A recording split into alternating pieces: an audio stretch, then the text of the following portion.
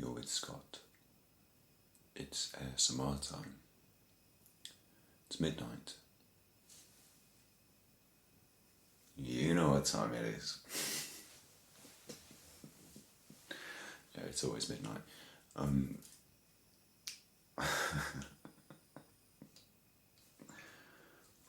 thought I'd do a little piece about film scenes that I've got ASMR from. I've written some notes. Pick that up. I wrote some notes.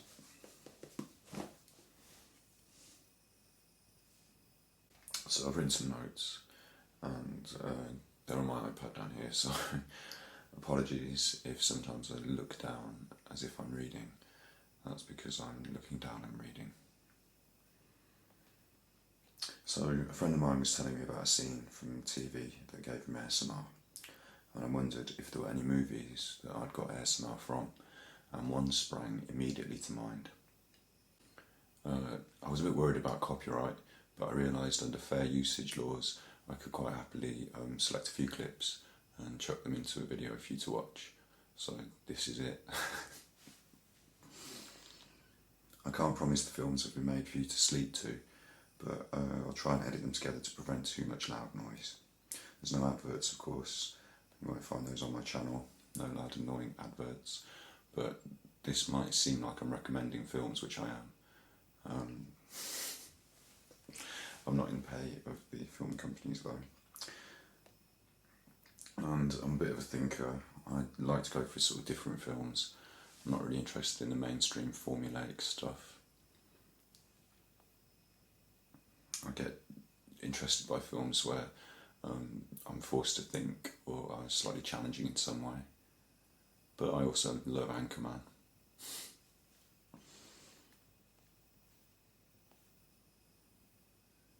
In relation to ASMR, there was one film that popped into my head immediately, and that was Faust by Jan Shankmeyer.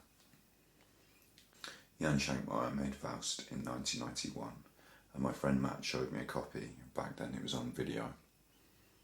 I loved it. It's creepy and surrealist. It's got a kind of uncomfortable edge to it, largely without talking.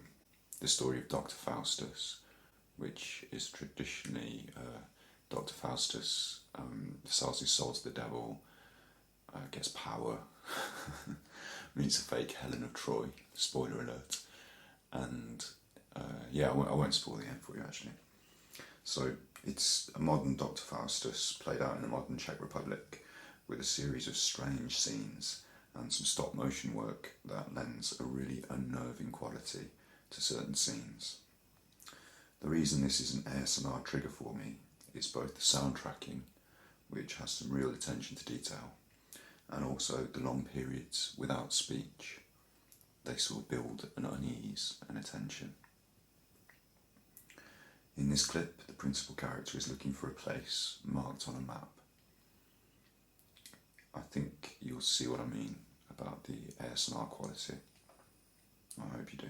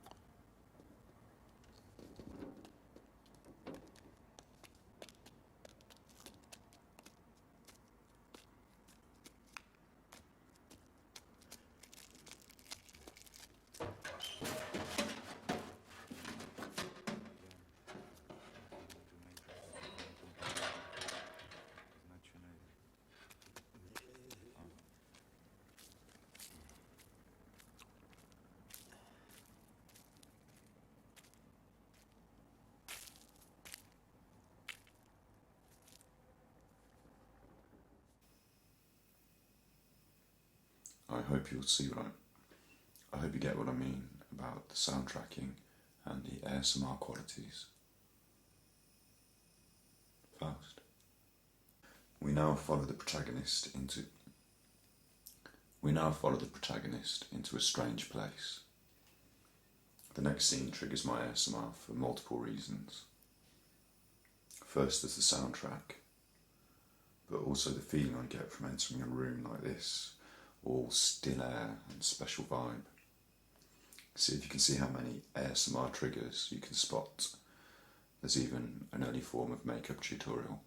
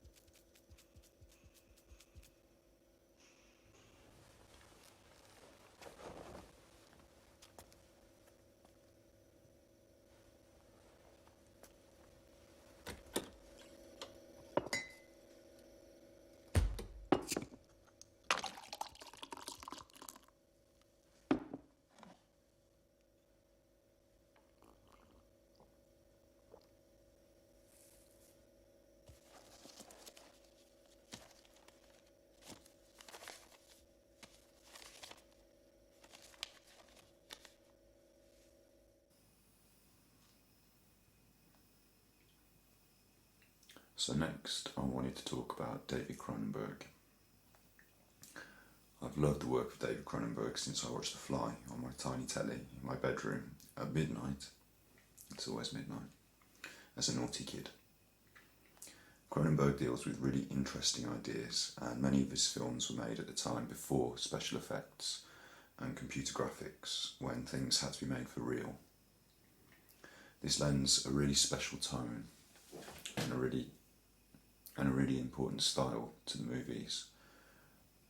I don't think if you are used to, well, if you're under the age of if you're about the age of 20 or so, you won't be used to seeing effects like this in films so often, so it might be really interesting.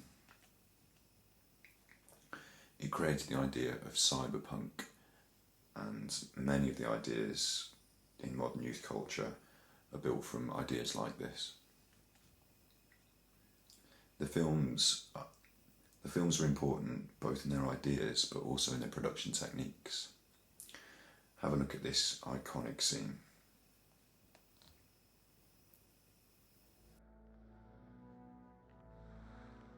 Come to me now. Come to Nikki. Don't keep me waiting.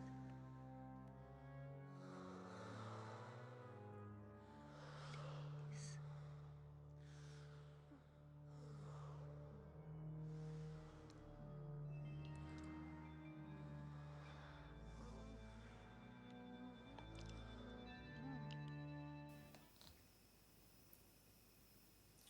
Videodrome was made in the 80s, and I'm a child of the 80s. The 80s were all about greed, money, the values of consumerism. A lot of the films fit an archetype from this era. Videodrome addresses some really interesting thoughts of how TV influences people and the possibilities of future technology. It's also an investigation into the subconscious, as so many of David Cronenberg's films deal with the subconscious. I wrote here, Cronenberg's films are heavily intertwined with the subconscious. I'd be really interested to see Cronenberg remake Videodrome to reflect how society's changed since 1983. I wonder how the new flesh would utilise YouTube, how Cronenberg's fantastic ideas would translate to a new generation of media-hungry content creators. This clip does contain a little spoiler. It won't ruin the film. This scene does contain a little spoiler. It won't ruin the film if you haven't seen it already. I get ASMR from this scene. Again, it's the entering the room, the environment. I love libraries and the hall of videotapes. It gives me the same feeling. Here, James Woods and Sonia Smits in Videodrome.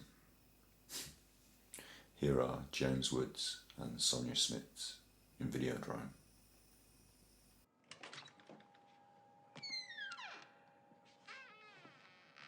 This is him. This is all that's left. What are you talking about? Brian Oblivion died quietly on an operating table 11 months ago. The brain problem? The Videodrome problem. You have it too. But he was on that panel show with me. On tape. He made thousands of them, sometimes 3 or 4 a day. I keep him alive as best I can. He had so much to offer. My father helped to create Videodrome. He saw it as the next phase in the evolution of man as a technological animal. When he realized what his partners were going to use it for, he tried to take it away from them. And they killed him. Quietly. At the end, he was convinced that public life on television was more real than private life in the flesh. He wasn't afraid to let his body die.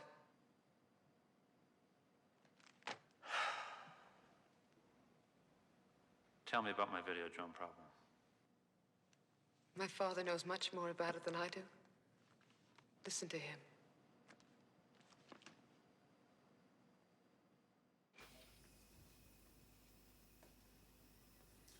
Sonia's character, Bianca Oblivion, gives a really interesting speech about the media.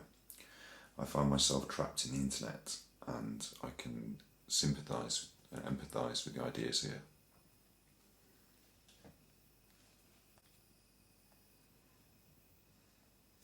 I wrote it out, so I said it. So I recently watched Videodrome whilst incapacitated, I've had some stitches in my foot, and that's another story. But basically, I was forced to stay in bed for a few days and rest, so I decided to catch up on some surrealist film. I rewatched Videodrome, and this got me thinking about the other Cronenberg films that I'd seen, and the ones that I hadn't seen, one of which was Naked Lunch. I like that sense of camaraderie in an agent. You must be progressing. My predecessor felt you had an ambivalent relationship with him. You mean Clark Nova? Yes. How is he? He is still in the hands of our enemies.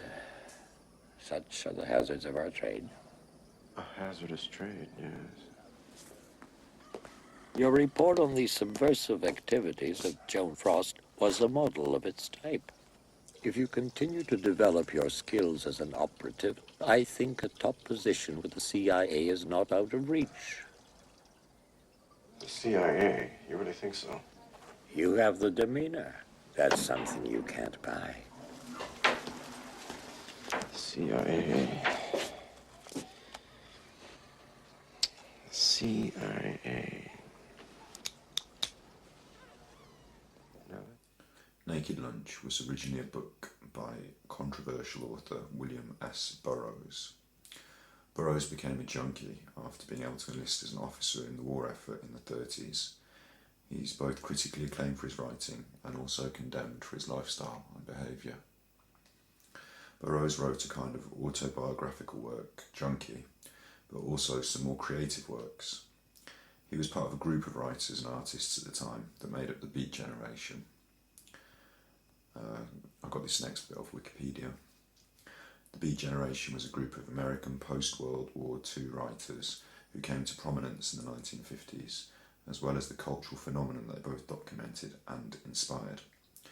Central elements of beat culture included rejection of received standards, innovations in style, experimentation with drugs, alternative sexualities, an interest in religion, a rejection of materialism, and explicit portrayals of the human condition. Sounds a bit like me. Ginsberg and Kerouac were involved in these Beat Generation, and I like to think of them as sort of punks of their time. So Naked Lunch was written in a very surreal style. You're supposed to be able to read it, or read the chapters in any order and still enjoy it. This cut-up style is replicated in the film. Whilst the film and the book are quite different, both are clearly artistic portrayals of Burroughs' own life and times, all mixed up with strange hallucinations and fevered waking dreams.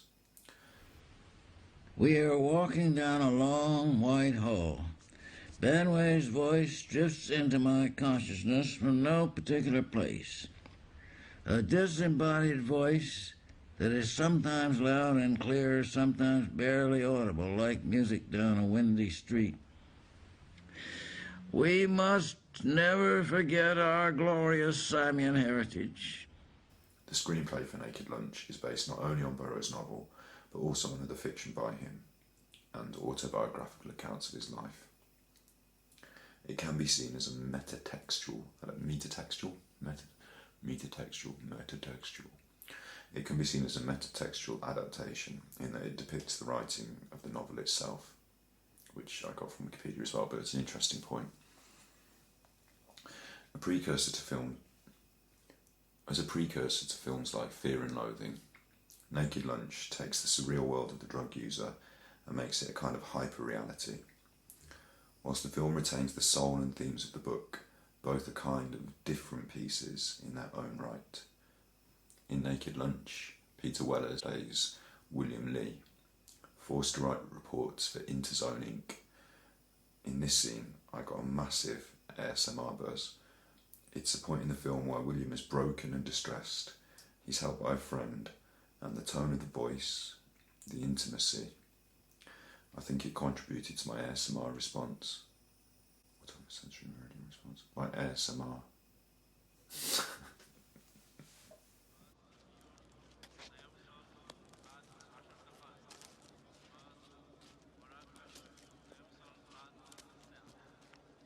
You'll be okay?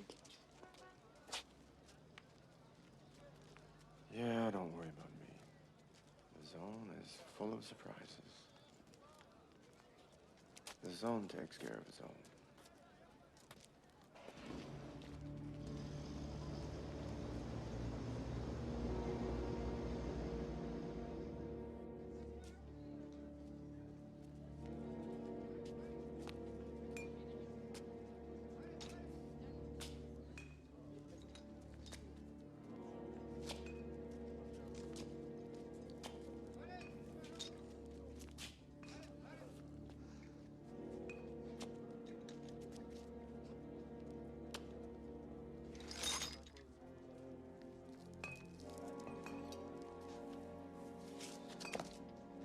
William?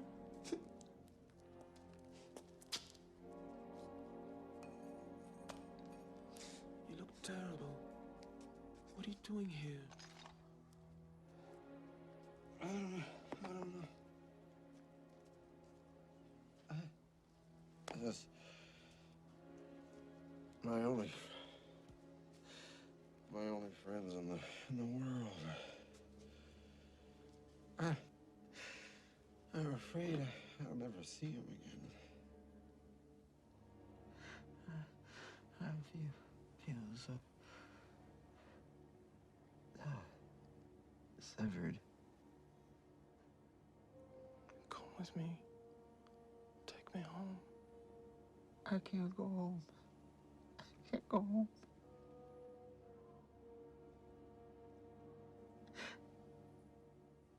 Such a typing machine there. Photo broken beyond repair. If we fix the typing machine, we also fix the life.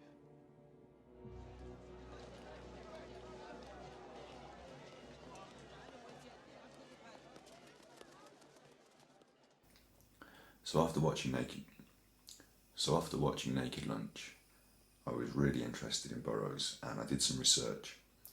I found some recordings of him talking and lecturing through YouTube, and he comes out with some really interesting things.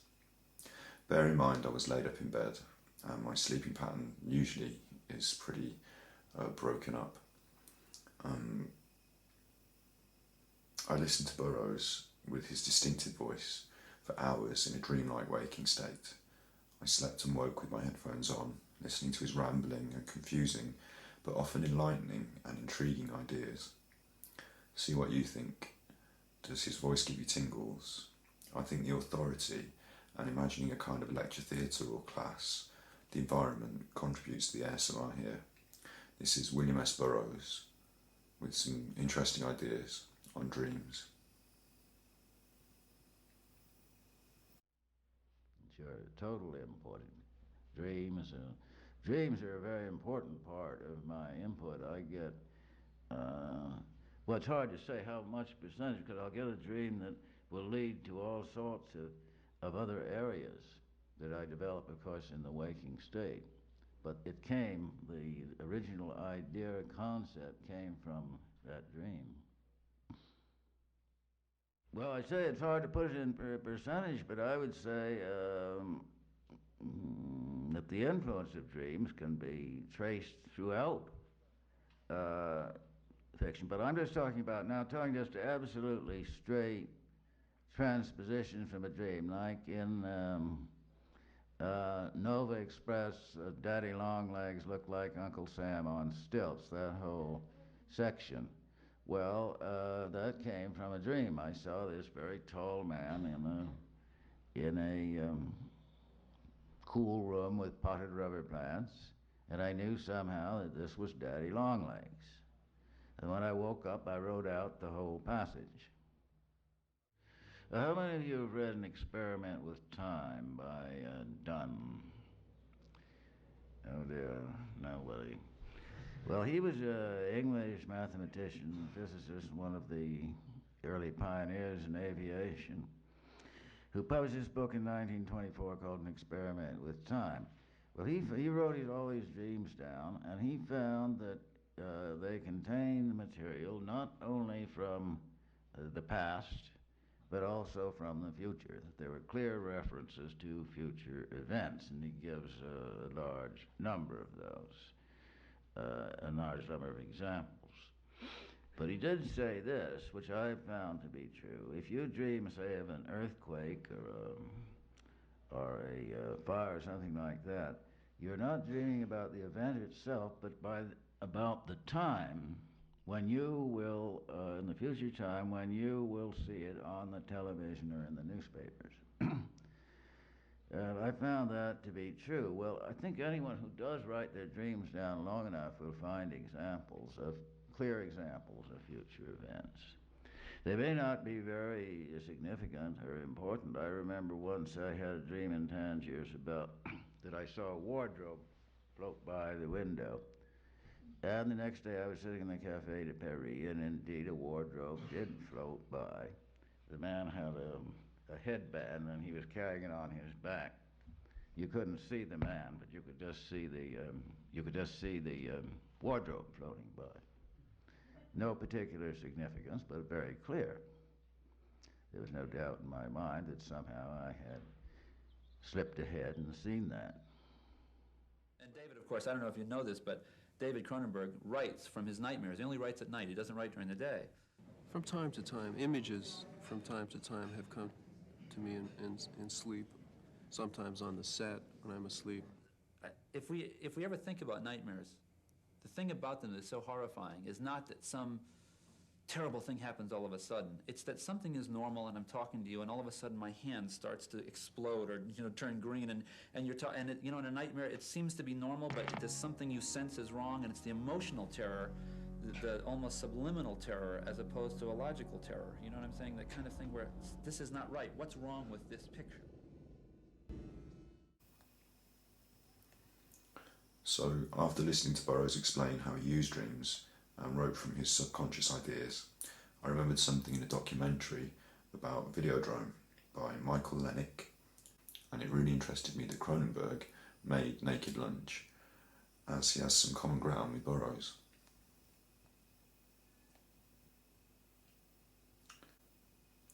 It was exactly at this time that I made Clouds with ASMR in my life. She lives in America, so when we chat online, I often stay up to the small hours. During my time resting in bed, it's always midnight. I'd really messed up the sleeping cycle, and I was able to forge the Clouds piece. with ASMR in my life. I wanted to have a female voice in the piece. I love her work, and I'm friends with her because she's such a lovely person. I didn't script her words, I just wanted her to let her subconscious drive the narrative with a little direction for a theme. I sent her some video and she sent me some audio and I laid it all up. And I didn't want her to be directed in that piece, I wanted it to come from her subconscious, but I am pretty much just reading this. But I wrote it, so. A lot of the work put into Clouds came from my instinct, my feelings and my subconscious.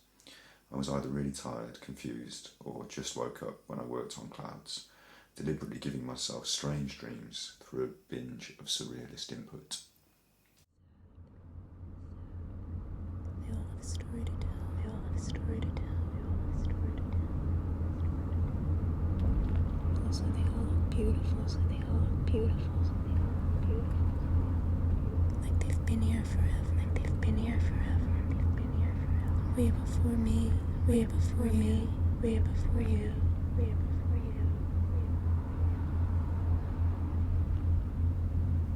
Do you see what I see? Do you see what I see? Do you see it? Do you see it? Do you see it? Do you see it? Do you see it? Do you see it? Do you see it? Do you see it? Stop and listen to the glass. Stop and listen to the glass. Stop and listen. Okay, so back to films. I thought I'd include a couple more in this piece about surrealism and the subconscious, and films that discuss both and give me ASMR. Terry Gilliam Terry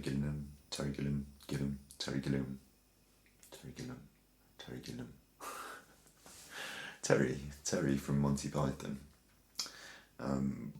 He made a fantastic film called 12 Monkeys, and it so brilliantly questions your perception of reality and our ideas about linear time that I had to watch it twice. I absolutely love this film. Bruce Willis is brilliant as the confused and disoriented. Looking at that camera, is it still running? Yes. I think it might be time for a camera change. Bruce Willis.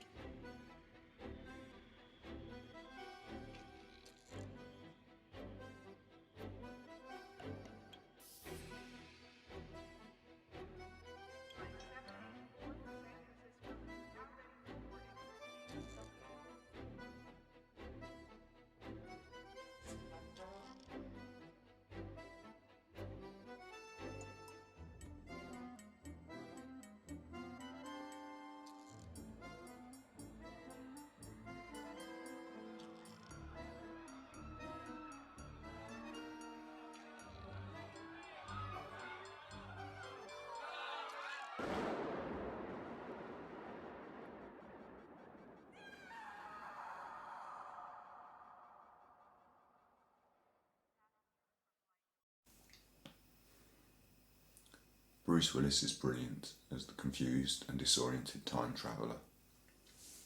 I was moved by the love in the story and the creative and beautiful finale. I get ASMR from this film, I think due to the bizarre nature of the camera angles, and also I think because of the deeply thoughtful plot. I think due to the bizarre camera angles, and also due to the deeply thoughtful plot. I get good ASMR when my brain is concentrating on something, like a background or automatic task, and I think Terry's I think Terry's film not only explores this subconscious working, but also invites your brain to perform those tasks. It's helped by the way that Gillingham,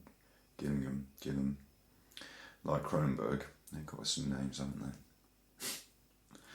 has a kind of, Terry has a kind of steampunk ethic, choosing to manufacture strange devices and creative special effects, creating the special effects for real, rather than using cheap computer graphics. This lends to the realism and validity of the film. Dog barking.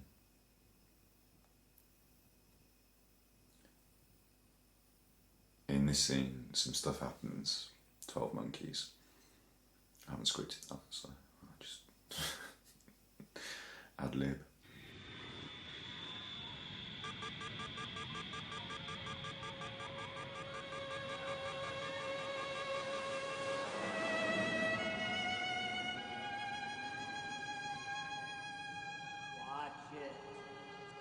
You sure fucked up.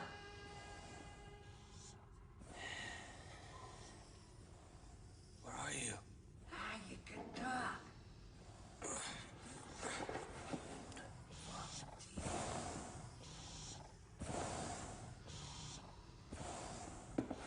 My name's not Bob. Not a problem, Bob. Where'd they send you? Where are you? Another cell. Maybe. What do you mean, maybe? What's that supposed to mean? Maybe. Means maybe I'm in the next cell. Another volunteer like you. Or maybe I'm in the central office, spying on you for all those science bozos. Or hey, maybe I'm not even here. Maybe I'm just in your head. No way to confirm anything. Where'd they send you? 1990. 90? How was it? Good drugs? Lots of pussy? Hey, Bob, You do the job. You find out the big info. Army of the 12 monkeys. It's supposed to be 1996. Science ain't an exact science with these clowns, but they're getting better. You're lucky you didn't end up in ancient Egypt. Shh, they're coming. And this scene really hit my ASMR spot.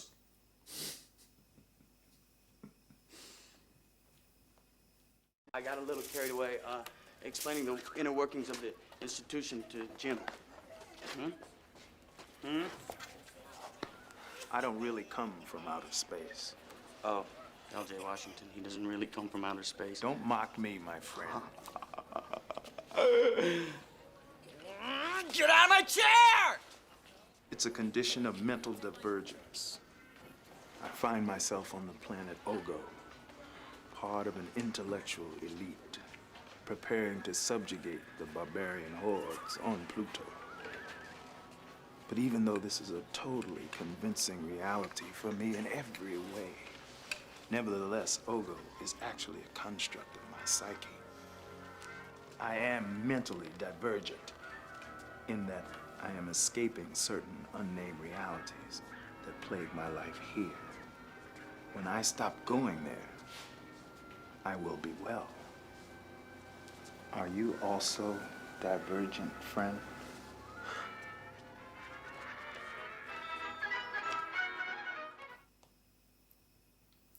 I thought I'd chuck in 2 more clips while I'm at it.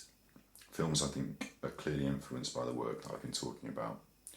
Event Horizon has many echoes of Cronenberg, and I can imagine the director, whose name I did research and found it out, but I don't seem to have it in here, so I'll edit his name in. Just check this out. Paul Anderson.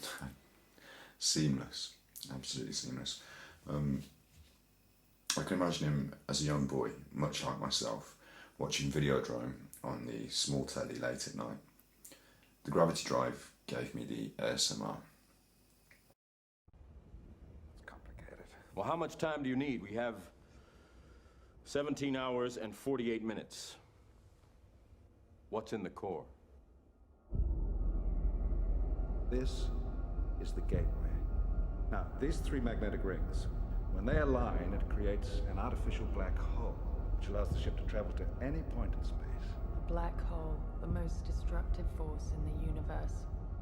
And you've created one. Absolutely, yes, because we can use that immense power to bend space-time. Look, it'll take the Lewis and Clark 1,000 years to reach our nearest star. But the Event Horizon could be there in a day. If it worked. You can come down, it's perfectly safe.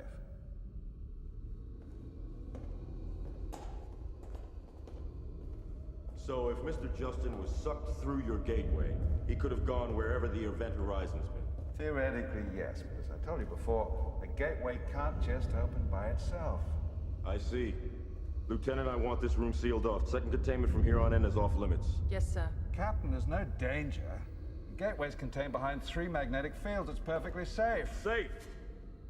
Doctor, my ship is in pieces and one of my crewmen may not make it home alive. No one else goes near this thing. Again, it's the feeling of the room and also the lights, the movement. Event Horizon's a really scary film, and it does deal with the subconscious and dreams in a way. Probably more like nightmares though. It's a different kettle of fish to the rest of these films that I've recommended, so if you want the creeps or a thrill, watch Videodrome. But if you're in for out and out horror set in space, then check out Event Horizon if you haven't already seen it. I'm scanning for life forms.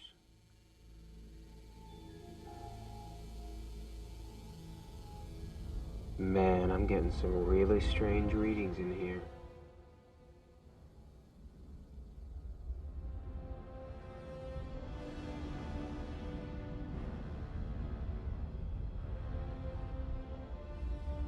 Let me see if I can get some power up.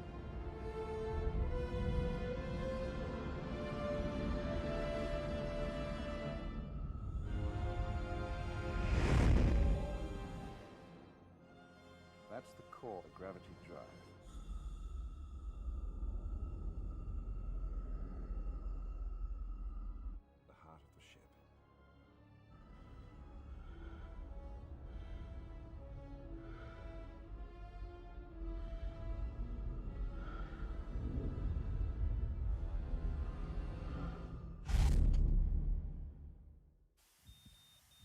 Justin? Justin, you're breaking up.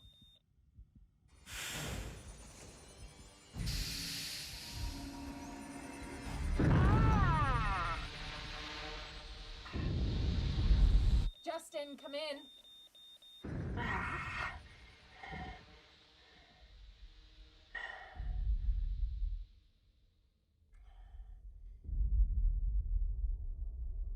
What is it? I don't know, the life scan just went off the scale.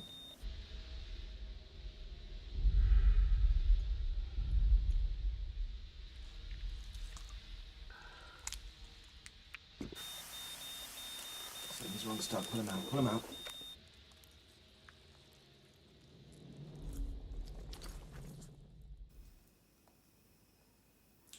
I hope you've enjoyed my little piece about films with surrealist tones and how they influenced me directly to make Clouds. I also hope you dig these movies and watch them if you haven't already. I do have an IMDb account. I rate my favourite movies on there, but it's just a general chat about films here, so I haven't given anything any stars. You see, your ideas can change, and your thinking may not be as concrete as you imagine. While general ignorance states that we only use 10% of our brain, and there's a modern film going to come out about that. I know because advertising has been ramming it down my throat. It's ignorance to say that we only use 10% of our brains, because doctors and scientists all knows that they all knows. Doctors and scientists all knows we uses most of our brains all the times, but they do know that we use most of our brains all the time. Even when we're asleep, actually, our subconscious is working. In REM sleep, our brains are active. So our dreams are a gateway into our subconscious, and we're really driven by our subconscious in ways that we don't fully understand. This is a film piece and not Freud's analysis of dreams, so I'm just going to leave you with one more clip. Be good, my little Pukkos. Be good.